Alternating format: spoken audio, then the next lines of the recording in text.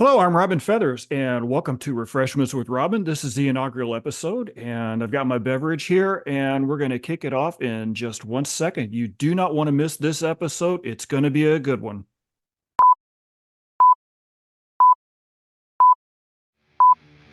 Hi, my name is Robin Feathers, co-owner of Featherly Guitars and FA Amplification. I've been involved in the music business for a really long time, and I've played a few shows, little bass, little guitar, some keyboards and drums on a rare occasion. Somewhere in the middle of all of that, I did 20 years active duty in the United States Navy, most of it aboard aircraft carriers, and saw some really cool places around the world. Over the years, I've built some really cool musical gear. Some guitars, some basses, some amplifiers, a few pedals, and some other odd musical instruments. At least people tell me that the stuff I'm building is cool. Now, it's just therapy for me. My friend Chris Lewis and I are building a guitar shop where we're planning on building some really high-end musical equipment. And we're doing it just because we love doing it. Most importantly, I've made a lot of really good friends along the way. So here's my chance to show you how really cool they are in a series where we just sit around and we have a relaxed beverage and a conversation. I call it Refreshments with Robin. All right, welcome back. I'm Robin Feathers, co-owner of FA Amplification and Featherly Guitars, and I have with me here the incredible Momo, bass player extraordinaire, is here for me in the inaugural episode of Refreshments with Robin. Momo, it's so great to see you. Welcome to the show. You too, Robin. Nice to see you, my friend. So this is just a relaxed and casual conversation among friends. We've actually known each other for what, about 2 years now, I guess. Had a couple of conversations with each other. It's the first time we've ever done it face to face, if you want to call this face to face, but we can actually see each other now. Yep. Uh, but again, it's just people that I know and respect in the music business, and you're definitely on the top of that list. I will tell you that I don't have many. I actually only have two, and both of them were gifts. I only have two artist series instruments. One of them is I have a Mark Tremonti SE guitar that was given to me from my birthday from my brother, and then the other one that I have was given to my business partner Chris, the Momo 8 Music Vox bass, which is absolutely a tone monster. I love the thing. Uh, Thank you. Thank so you. I need to ask, what was the method that was used to design that instrument? How did it come about? Was it you talking to Matt, or did Matt talk to you, or how did that come about? Um, well, I mean, I've known Matt for many years now. We actually met like probably about 25 years ago when we forgot that we had met. Hmm. And then through chance, I winded up buying a 12 string from him, which kind of reignited my bass career because I had quit.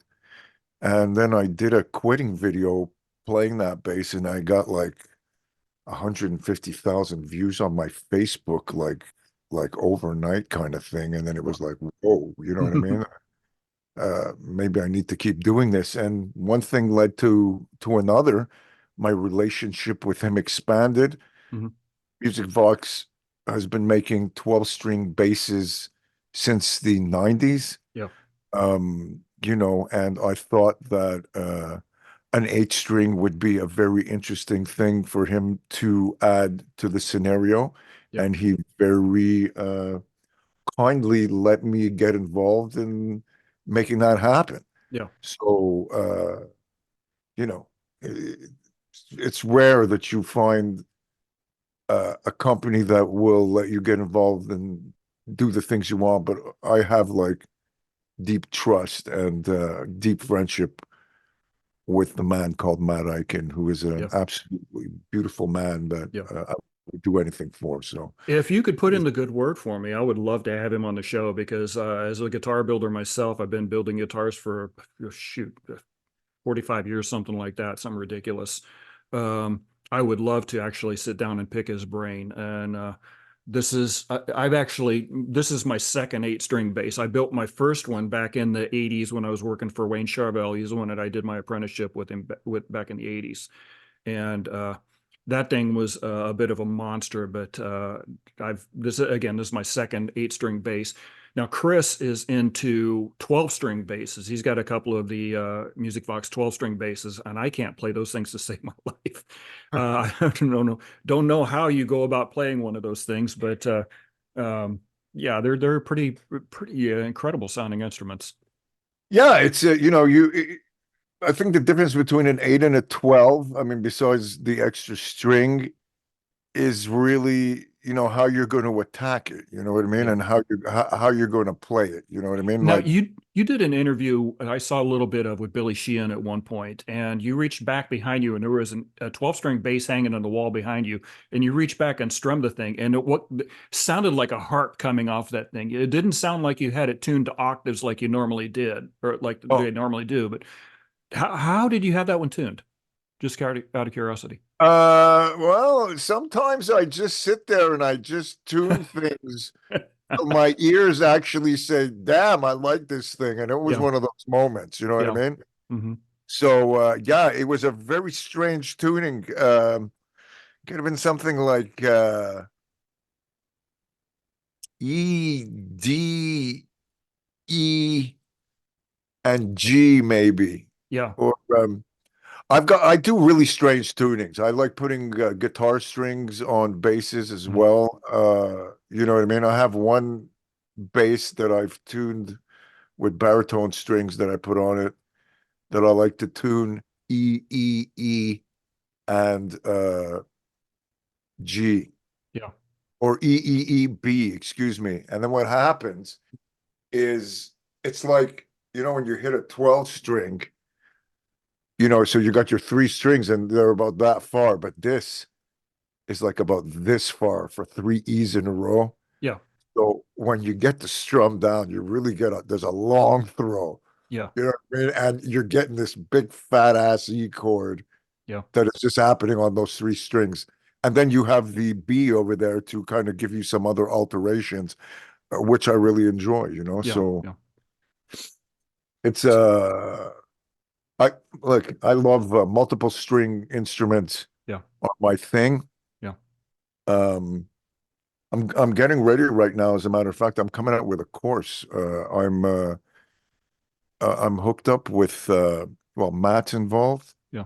I have Tech 21 that's involved. Oh, very cool. I've got Dingwall that's involved. Hmm. Um, and it's going to be a speed writing course in a sense. I'm going to teach people how to kick ass by 6 o'clock every night, how to write with just bass and drums, how to program those drums in the easiest way possible, and then how to sync up, mix that shit, and then how to shoot yourself on your cell phone, edit, chop, sync, and put yourself out by 6 o'clock every night like a Nice. total. So Um, we were talking one time, and you told me that you record a song every single day. yeah. Um, do you even do that on like, well, if you go on vacation, you do that as well? If I have an instrument with me, like absolutely. Yeah. Uh, but I don't always have an instrument with me when I go on vacation. But Right. What kind of general, chunk of time are you talking about with this? You like 2 hours, 4 hours, 6 hours? just like my course is going to show you, I'm actually over I would say the last 5 years, what I've done is I've taken a new approach to my writing. It is Yeah. the first thing I do that comes out at all times. Yeah. There isn't one thing you hear me do that isn't my first take, and I would virtually have to relearn myself. It would take me a minute, not very long. Yeah. But I truly, it's like my course. Really, what happened is I mapped out my whole introduction today. I did the whole thing. Yeah. I kind of memorized my points and all my stuff. And then I said, "What the fuck?" And then I told him, Krila, I said, "Just yell out the bullet point for me. Everything's coming off the top of my head, and just Yeah. like the music, Yeah. I can't. It may the first takes. I've been doing this for so long. I've tried so many things in the music industry that at this stage of the game, it's just, the only way I can stay fresh is to not listen to anything Yeah. and just do the first thing that comes out of my mind, Right. and then know Right. that I can reproduce that if I have to, right? Yeah. Yeah.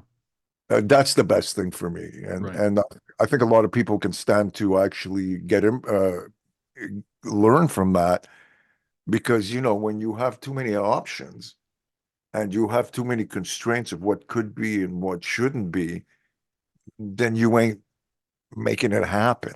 Yeah. Yeah. And that's why I like to make sure it happen on the first take. Yeah. Yeah. So, talk to me about amplification. What do you use for amps when you play? Do you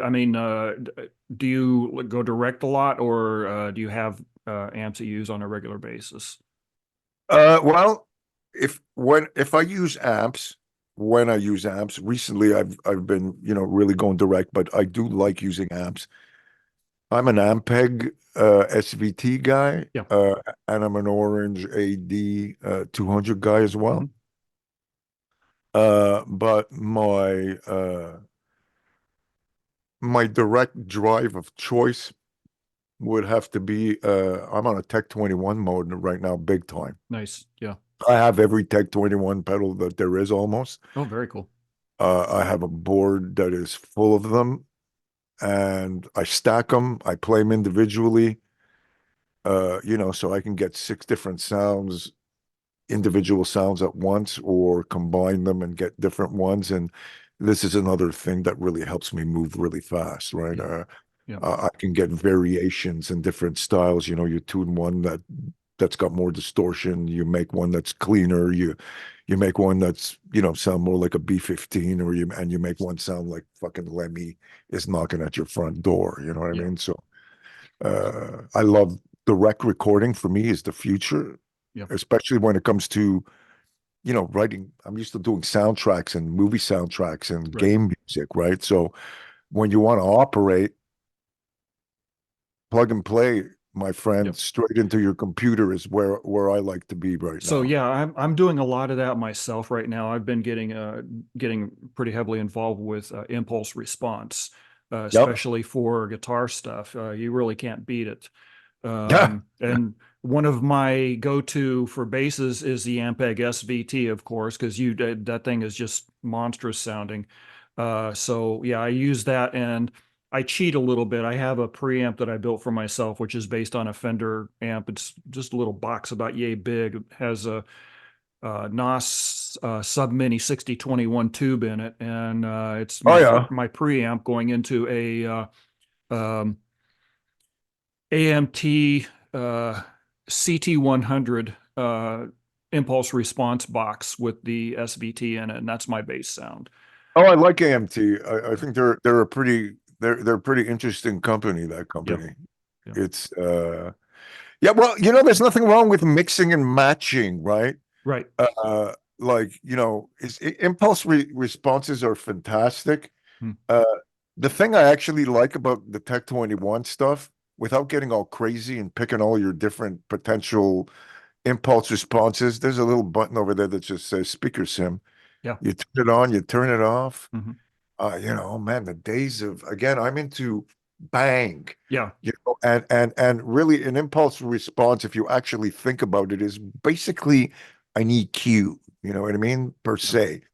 And so if you find the right combination of pedals with the right EQ, and the speaker sim actually, the one speaker sim that they have on their pedals is actually killer. As a matter of fact, I found that the speaker sim that they use on their guitar cabinets, Hmm. as opposed to their bass cabinets, like they're using an 810 kind of thing on their bass stuff, Yeah.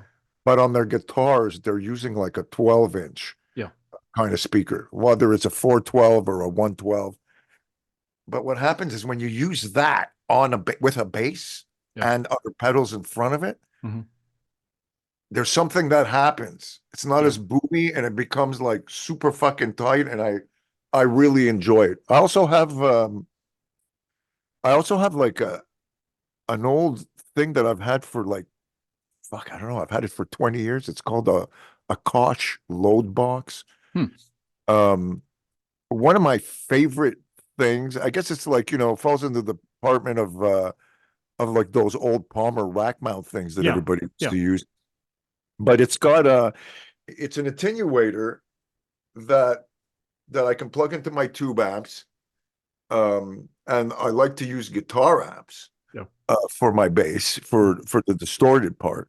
Yeah. And there's a 412 out on the thing, and I can also go silent. So if I want to play my tube amps in the middle of the night, and I can take like a for my guitar, I have like an OR-15, a rock reverb also that I like, and my favorite amp is actually something called a Filmo sound, and it's made from a 1950s film projector.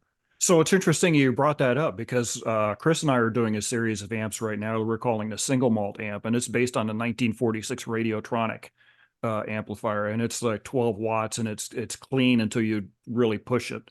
It takes pedals really well, and the things they're really killer sounding little things. About 11 watts is all they put out, but really that's all you need anymore. I mean, I've been doing sound for many years, and we get these guys that bring the 50-watt Marshalls or whatever on stage with them, and they don't end up turning them up very far at all. So, 10 watts is really all you need. Are you fucking kidding me, man? The biggest fucking Led Zeppelin songs and everything ever written was done with a 5 fucking watt Yeah. Stupro. You know what I Yeah. mean? It's Well, look like at the Deaky amp as well. like my Filmo amp. There's one volume, one tone. It's 17 watts or 7 watts, Yeah. depending on where I flip my switch. Yeah. It's all the same iron that is in there from the actual 1950s Yeah. freaking projector, Yeah. including the same old Bell and Howell tubes that are still in there. Nice. And I'm going to tell you right now, there isn't one person who's ever heard that amp, played it, sound man, guy, anybody, and everybody, it's always the same thing. What the fuck is that sound? Yeah. I'm coming through like I have some vintage 30s that I play them through, Mhm. some greenbacks that absolutely That sound. is that is actually one of my favorite tonal combinations is a combination of vintage 30s and greenbacks. I've got a couple of Marshall 4x12 cabinets, and I have the vintage 30s and greenbacks in the XY pattern on those things, and I love them. I found this really weird amp like a couple of years ago that somebody actually sold me for $200, and it was like it had a brand new fucking greenback 12-inch speaker in it, and the head has some kind of fucking tube tremolo in it with these two other channels of the shit. And when I plugged in my a baritone that he had Yeah. there into this amp, Yeah. I went, oh no, I have to walk out with this right now. And that's what I did. That guitar and that amp. It really a really weird company. I think they were from the 90s from New York. They were called Aslan Dane. Made this fucking guitar, dude, that is one of the coolest baritones I have ever played. Look at the shape of this thing. Yeah. Very fucking sweet. This is one of the best made. This guitar sounds retarded. Push pull. The the split coil on this thing sounds like nothing I've got in any split coil. I don't know what the fuck they had going on in this thing. Yeah. But this particular instrument is a diamond. I'll take it to the grave with me. Nice. Baritone, and it really works good. And that's it. And hence when I got this, and then I said, that's it, and I got my signature series baritones now that came out that are about to hit the market that I'm making with Music Vox called the Momo Mod 6. Nice. So I'm very excited about that and mixing it with, like you say, with tube amps and Hmm. uh tube. I got a couple of really neat tube compressors that I also use. There's a company that uses those little missile tubes you're talking Yeah. about, Hmm. um, from Germany called Effectrode. And I have a PC2A that is kind of like an LA2A in a box that runs on this missile tube that Yeah. is really fucking cool. And I've got a vintage black finger from Electro Harmonics Hmm. with the tubes in it Yeah. that is absolutely scary when you plug that shit in. But I mean, besides that, I mean, I've stopped using all my rack gear. I've got really nice rack gear Hmm. like in front. I got the latest, baddest, you know, the purple compressor. I've got a bunch of Manly stuff, you know, Universal Audio, the hardware, you know, and when I started using my Apollo card, because I love Universal Audio, you know, I was comparing like some of their softwares and their virtual stuff that they come out with, and I got to tell you, man, it's fucking crazy. Like some of their stuff, and some people they don't want to pay that kind of money for plugins, right? Because Yeah. they're super expensive. But I have to tell you, my SVT virtual head that they have, it sounds absolutely out of control Yeah.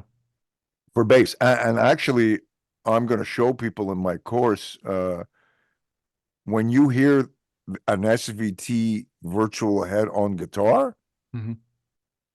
brutal. We're talking fucking brutal. Yeah. One of the best sounds I've ever heard. It's like actually really scary. You know what I mean? Yeah. So, because not every plugin is equal. Right.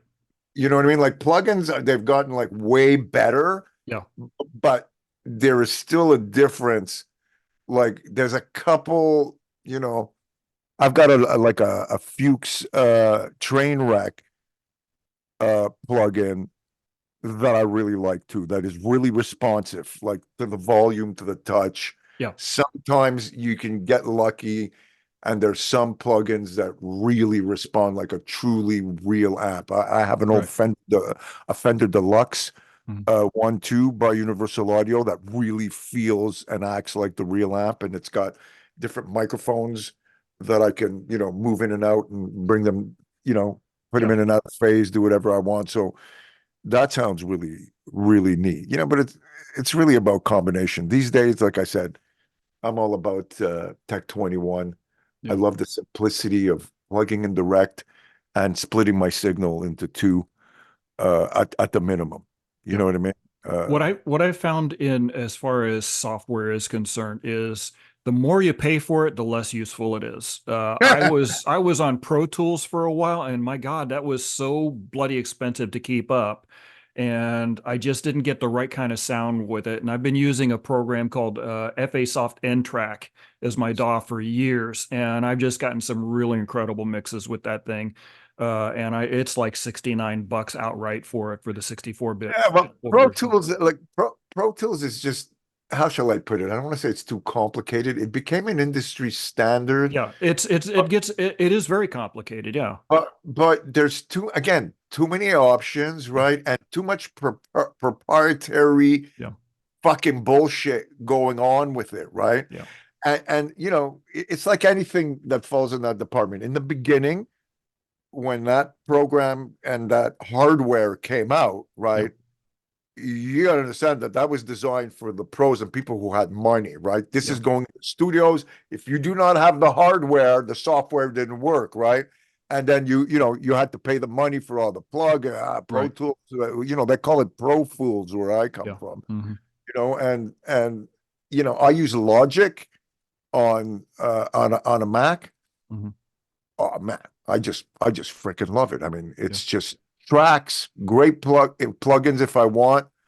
But you know, I'm of a philosophy where I try and get into my computer, making it already sound most of the way that I'd like it to sound without putting anything on it. yeah, Leaving enough room that, you know, with some compression and some EQ on the master out is generally what you need to make the whole thing come out sounding really punchy with just having your levels right.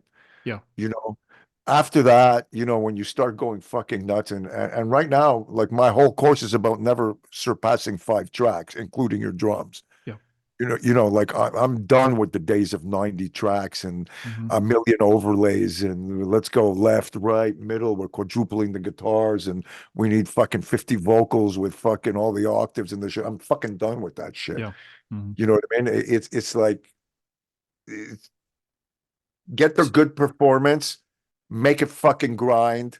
yeah. You know what I mean? Or make it. Simplicity is better. Oh, absolutely. And Yeah, simplicity is also one of the hardest things to achieve, right? Because yeah, being complicated is actually the easiest thing to do. Yeah. So this is a kind of cool seg into what I was the next question I was going to ask you about is who are some instrumentalists, bass players, musicians that you follow? Well, look, I've stopped following people a very long time ago, but if you ask me who I like and who I still like today, it will Mhm. always be the same thing. I was starting at the beginning. I was a really big Chris Squire fan. Absolutely. He opened up my mind to Yep. traveling of the bass and that kind of grind sound. Yeah. I also really dig somebody like James Jamerson. You know what Yeah. I mean? Which is a whole other kind of feeling, but that's like some groovy shit. John Paul Jones Mhm. was a good one for me, as was Entwistle. All the greats, you know. I Uh, even for Carol. me, Geddy Lee, John Entwistle, and Chris Squire are the holy triumvirate. Those guys are just like the top three. Um, Absolutely. lately, I've been getting into Tony Levin. I've been watching a lot of his videos, and that he's an incredible bass player. And of He's course, a when he nice busts man. out that He's a nice man too. when I've met him. he busts out that Chapman stick, absolutely incredible stuff. Another guy that I respect a lot, and he follows a little bit more into the minimalist sort of thing, is Simon Gallup from The Cure. Oh He yeah. doesn't really play a whole lot of really crazy stuff, but he's always got the perfect tone. If you go listen to that tone he's got on Fascination Street, and it just bowls me over every single time. So yeah, I like guys like that as well. Yeah, you know who over the last maybe 5 years, I was a late bloomer to this dude, and unfortunately he has left us. Hmm. But I didn't used to get this band, which was Motorhead. Yeah. I used to say, "What the fuck is this guy singing with the microphone up here? What's going on Yeah. with this screaming and this strumming on his fucking Rickenbacker?" Right? And then one day I started watching the live shows, right?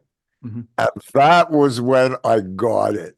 Yeah. I said, "Oh my God, he sounds like a semi-trailer truck. Yeah. He's tight as fuck."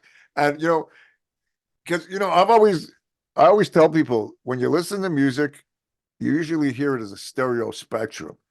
But if you really want to have fun, listen to a stereo song and force your ears to just go to the individual instruments or just the kick drum or just listen to the bass and then the bass with the kick Yeah. while it's all playing at the same time. It's a very good brain exercise to be able to split up your facets in that way. And Yeah.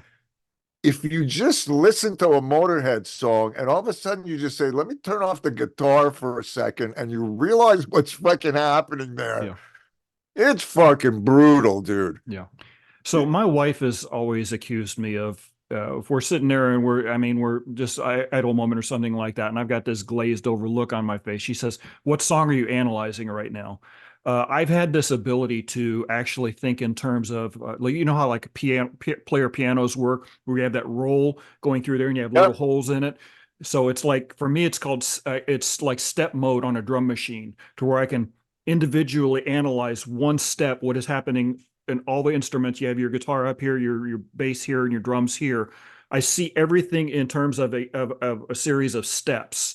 And what you're talking about with isolating one particular instrument, yeah, that I do that a lot. And I'll just sit Oh there and yeah. just totally go off into left field, and I'm just thinking about this one particular instrument and this one song, and yeah.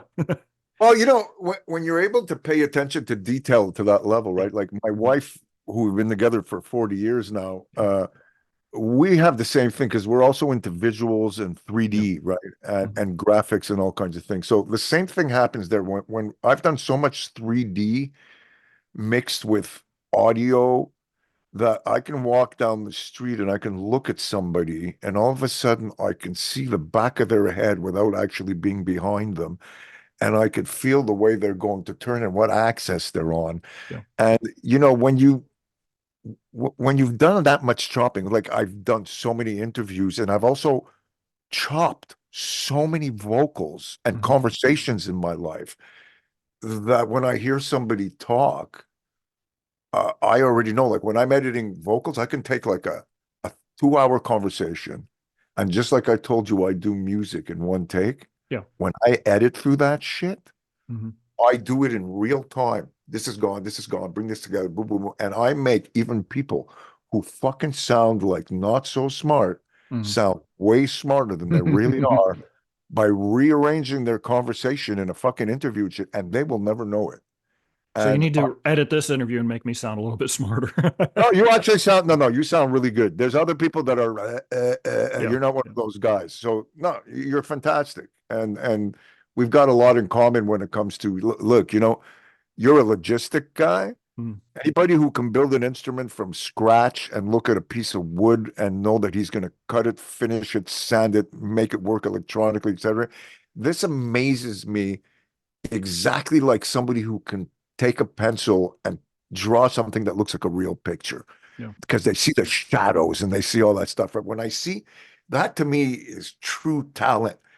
People who can just go in and cut and craft, be it with wood, audio, words, you know what I mean? yeah, Crafting a great sentence, yeah, writing a great short book, uh, you know, walking into a situation and just carving it out. You know yeah, what I mean? yeah, It's very musical. yeah, It's an intro, it's a verse, and it's a chorus, and it's a bridge, and it's a double chorus out. There's your yeah, day. yeah. It's I appreciate the words of encouragement there. of So course. as a musician, I consider myself the Mike Young of guitar playing, combination of Mike Campbell from Tom Petty and Angus Young. The powerful, but not going really uh, overstating anything like that. I'm the world's okayest guitar player, but when it comes to taking a piece of wood and turning it into something kind Yeah, of that cool, dude, that's uh, fucking. It's just mind fucking. Like you see what I mean? yeah, Like your average person, just like a person who doesn't do any music, can't see or understand going from concept yeah, to recording it, layering it, mixing it, and then having it be finished with a music video and the whole thing. Like there's a whole process, right? That's yeah, exactly yeah. like building that guitar I'm for. I'm I'm a builder, and what I do is it's my therapy. I've talked about this in my intro video that's getting ready to come out. It talks a little bit more about me and where I'm coming from. First of all, in regards to the conversation I want to have with Matt, I need to let him know, and these guys, Paul Reed Smith guitars. I play Paul Reed Smith guitars all the time. I am not in competition with any of these guys with building instruments. It's not where I'm at. I'm doing this for therapy. It's what I'm in my 60s now, retired from the military, got the crap beat out of my body during the military. So I'm kind of broken a little bit, but I like to do stuff with my hands and to build instruments and stuff like that. It's therapy for me.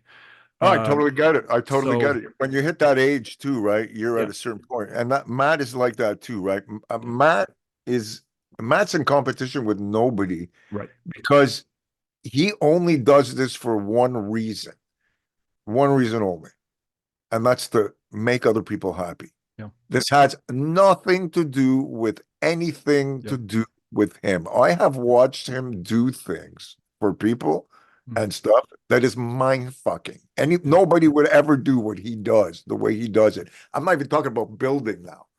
I'm talking about how he treats people and what he does for them. And that's why him and I are very, very similar when it comes to giving to certain people Yeah. and just giving, you know what I mean? And praying for the world and Yeah. being the kind of spiritual person that, I mean, I mean, look, he's a doctor, right? Hmm. So a surgeon to boot, right? So most of my friends are some of the world's top surgeons, Yeah. actually, which is fucked up. Yeah. You understand? Hmm.